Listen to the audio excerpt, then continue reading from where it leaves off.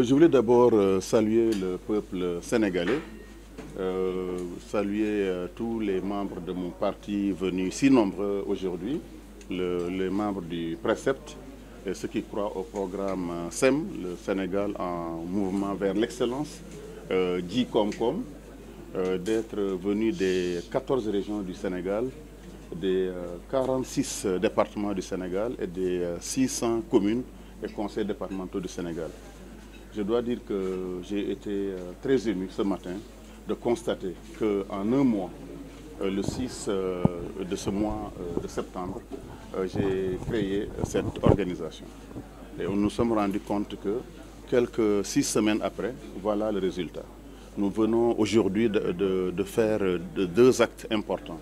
Le premier acte, c'est la création du parti, comme on vous l'avait dit il y a quelques semaines. Mais le deuxième acte le plus important, c'est justement tenir le congrès constitutif, le congrès d'investiture, qui m'a investi donc officiellement président du Précept.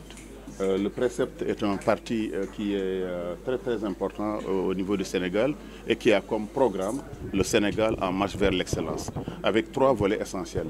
Un volet économique, un volet social et éducationnel et un volet environnemental. Vous me connaissez assez bien. Dans le volet économique, nous parlerons plus de la révolution industrielle que vous connaissez, la révolution agricole que vous connaissez également à partir de Sandiara et la révolution donc des transports maritimes, des transports fluviaux, des transports aussi terrestres. De quoi s'agit-il? Il s'agit d'abord au niveau agricole, de la révolution agricole, ce que j'appelle le plan Sénégal vert, de faire en sorte que 12 mois sur 12 qu'il y ait de l'agriculture dans ce pays, à l'image de Sandiara. Il s'agit de construire 600 agropoles sur l'ensemble du territoire du Sénégal, à l'instar de l'agropole de Sandiara. Il s'agira aussi de faire en sorte que le cours d'eau, l'eau, les 23 millions de mètres cubes, milliards de mètres cubes qui se jettent dans l'océan Atlantique à partir du fleuve Sénégal, il s'agit de les drainer vers l'intérieur du pays, à travers des canaux, à travers également de grands chemins qui permettront d'irriguer le Bakel, qui permettront d'irriguer le Ferlo, qui permettront d'irriguer tout le Sénégal. Il s'agira de construire des centaines de milliers de forages sur l'ensemble du territoire pour qu'on puisse cultiver aussi bien pendant l'hivernage que pendant la saison sèche. Et vous savez, ça je l'ai déjà fait, je l'ai expérimenté à Sandiara et ça marche. L'autre volet, c'est le volet industriel, comme vous le savez. La révolution industrielle, l'Europe l'a faite il y a 140 ans maintenant. C'était en 1870, en 1880, 90. Cette révolution industrielle, le Sénégal ne l'a pas encore connue. Je pense que l'une des zones les plus industrialisées du Sénégal, justement, c'est Sandiara. Pourquoi c'est Sandiara? Parce que je suis un ingénieur industriel. Pourquoi Sandiara? Parce que j'ai été dans 65 pays dans le monde et j'ai travaillé pendant 20 ans, 25 ans dans l'industrie. C'est ainsi que je sais comment industrialiser un pays. Je sais ce que demandent les chefs d'entreprise du monde entier. Et c'est ça ce que j'ai fait en matière d'industriel, c'est-à-dire 16 usines, 65 milliards d'investissements et quelque chose comme 150 milliards au total avec les agropoles et l'édification. C'est ça que je veux faire sur l'ensemble du territoire. C'est pour cette raison-là que ce programme me paraît important. En réalité, ces 2 programmes seront l'épine dorsale de la création de 2 millions d'emplois dans les 10 prochaines années.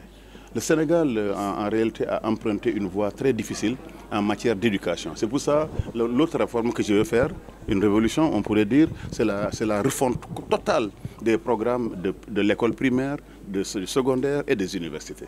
Il faut en fait orienter l'enseignement sénégalais vers la formation professionnelle. Si je suis élu président, la première des choses que je vais faire, c'est faire en sorte que 50% des élèves arrivant en 4e ou en 3e soient orientés vers les métiers. L'université ce n'est plus une solution au problème des jeunes. L'université forme des chômeurs. Il va falloir donc réformer. L'autre grande réforme que je vais faire, c'est la réforme des programmes de mathématiques. Nous allons faire un programme important d'enseignement des mathématiques, d'encouragement des mathématiques par des bourses spéciales. Aussi bien pour les élèves qui font S1 et S2, aujourd'hui ce n'est que 12% de l'ensemble des bacheliers, aussi que pour les professeurs de mathématiques, les profs de sciences physiques, les profs de chimie. Pourquoi? Parce que sans ces jeunes bacheliers en sciences, sans ces jeunes bacheliers en sciences naturelles, en physique, en mathématiques, le Sénégal aura une forte carence dans l'exploitation du pétrole en ingénieurs, une carence en techniciens. Le dernier programme économique, c'est le transport. Je vais réformer tous les transports. À partir de Mbour, dans quelques années, on pourra prendre un bateau pour aller à Dakar. comme ça se fait dans les pays développés.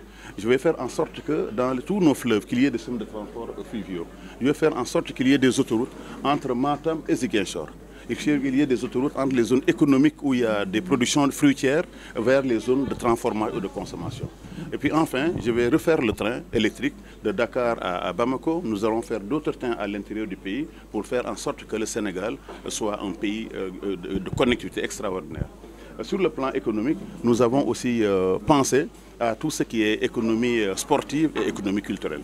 Voilà donc le volet économique. L'autre volet qui me tient beaucoup à cœur, que vous connaissez assez bien, en fait, c'est les réformes fondamentales. Je vais faire en sorte que les permis d'exploitation de la mer, ce qu'on appelle communément les permis de pêche, les autorisations de pêche et les licences de pêche, soient en fait totalement annulés et revus. Il n'est pas acceptable que dans notre pays, le Sénégal, que nos voisins du Nord, la Mauritanie, aient donc des mers poissonneuses, que nos voisins du Sud, la Guinée-Bissau, aient des mers poissonneuses et que le Sénégal souffre d'un manque criard de ressources halieutiques. On ne peut pas continuer à regarder cette situation-là et c'est l'État, le président Dr Serigne Diop, quand je serai élu, en fait, mettra en fait, un terme justement à cette exploitation de la mer, imposera des repos biologiques pour le bonheur de nos pêcheurs. Enfin, l'autre mesure phare que je vais prendre, en fait, c'est dans le domaine des phosphates et des engrais, de l'urée. Il n'est pas acceptable qu'un pays comme le nôtre, à l'image du Maroc, qui produit beaucoup de phosphate, qu'il puisse confier toute son industrie du phosphate justement à des puissances étrangères. Je pense qu'il est important que ces accords soient revus, soient renégociés pour l'intérêt du peuple sénégalais. Enfin, dans le domaine de l'environnement, nous allons aussi revoir tout ce qui est politique forestière. Avec l'exploitation du gaz et du pétrole, vous savez que nous pouvons maintenant connecter les maisons des villes, les maisons des campagnes avec le gaz à partir donc d'un réseau gazier. Ça permettra donc d'utiliser plus de gaz et moins de bois de foresterie pour protéger la mer, mais aussi prendre des politiques hardies de protection de nos fleuves, de nos rivières et aussi de nos savanes. Enfin, dans le domaine des femmes et des jeunes, nous allons créer des fonds. Le premier fonds, c'est le fonds de souveraineté nationale. Je vais regrouper l'essentiel des banques. Toutes les 5 banques de l'État, BND, FONGIP, FONGIS, on va regrouper toutes ces banques en une puissante banque qui permettra de financer l'économie, qui sera aussi un partenaire de taille pour les banques qui sont installées chez nous. Sans cela, on ne pourra pas financer les PME. Enfin, je vais créer 5 fonds. Le premier fonds, c'est le fonds des investisseurs. Vous savez que l'industrie sénégalaise souffre d'un manque criard de fonds d'investissement. C'est le fonds des PME pour les petites et moyennes entreprises, qu'il s'agisse d'entreprises de télévision, de culturel, de poissonnerie. Dans tous les domaines, il y aura des fonds pour avoir accès à des taux très très bas. Enfin, on aura un fonds pour l'artisanat. Le Sénégal compte quelques millions d'artisans, mais qui n'ont pas aussi de fonds à leur disposition. Et nous allons également faire le fonds pour la pêche et le fonds également pour les jeunes et les femmes. Voilà juste l'essentiel de ma vision du précepte. Et l'objectif, c'est de créer donc 2 millions d'emplois dans les 10 ans qui viennent. 2 millions d'emplois parce que nous le savons, si le Sénégal dépense plus ou moins 2 000 milliards de produits importés, nous savons que si ces 2 000 milliards sont fabriqués dans 400, 500, 600 usines, en réalité nous allons créer 2 millions d'emplois. Si les produits, les pommes de terre, les fruits que nous importons d'Europe, et des autres pays sont produits ici au Sénégal, où on sait bien que nous allons créer 1, 2, voire 3 millions d'habitants. Si nous réformons le système de formation professionnelle, tous ces jeunes qui empruntent la mer pour aller se suicider au fond des océans de la Méditerranée, en réalité, ces jeunes resteront dans leur pays et donneront de l'espoir. Et mon exemple, c'est très simple, c'est ce que j'ai fait à Sandiara. Il y a 6 ou 7 ans, vous êtes tous témoins, il n'y avait pas une seule usine à Sandiara. Point de lycée à Sandiara, point d'agropole à Sandiara. En 6-7 ans, nous avons créé justement 5 000 emplois à Sandiara. 2 000 emplois dans les 16 usines, il y en aura 32 à terme, et 3 000 dans les 16 agropoles. Je pense que c'est cette expérience de Sandiara, c'est ce que je vais partager avec tout le Sénégal, avec les ressources du gaz, avec les ressources du pétrole. Voilà ce que je vais faire. En réalité, c'est pour cette raison que je suis entré en politique. Vous savez, quand vous êtes face à ces spectacles tristes, vous avez 2 attitudes. Juste regarder ou agir. Et j'ai décidé d'agir. En réalité, l'une des raisons pour lesquelles ces jeunes vont à l'étranger, ces jeunes vont se bagarrer avec des policiers pour trouver de l'emploi, c'est le désespoir. Il faut redonner l'espoir au Sénégal. Il faut donner l'espoir aux jeunes de Kédougou. Mais également, il faut que l'État sénégalais, il faut le gouvernement que je vais diriger, le pays que je vais diriger, va prendre des mesures hardies pour la répartition des richesses. Ce n'est pas possible que dans notre pays, à Kédougou, qu'ils produisent de l'or sans que les habitants de Kédougou puissent en bénéficier. Ce n'est pas normal que tout l'or du Sénégal soit exporté à l'état brut. Il faudrait associer nos bijoutiers, nos orfèvres, justement à l'exploitation de cet or-là.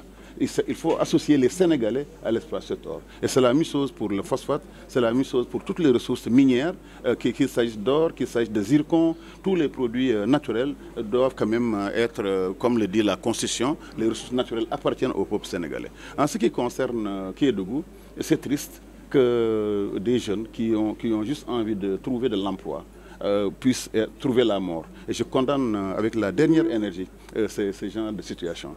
Vous savez, quand vous avez face à ces problèmes-là, il y a deux attitudes. La première, c'est comprendre que ces jeunes, en fait, ils sont dans le désespoir. Et l'autre attitude, c'est de dire que ces jeunes, en réalité, c'est des délinquants, c'est des bandits. En réalité, le vrai problème, c'est que l'État n'a pas pu créer des emplois au Sénégal.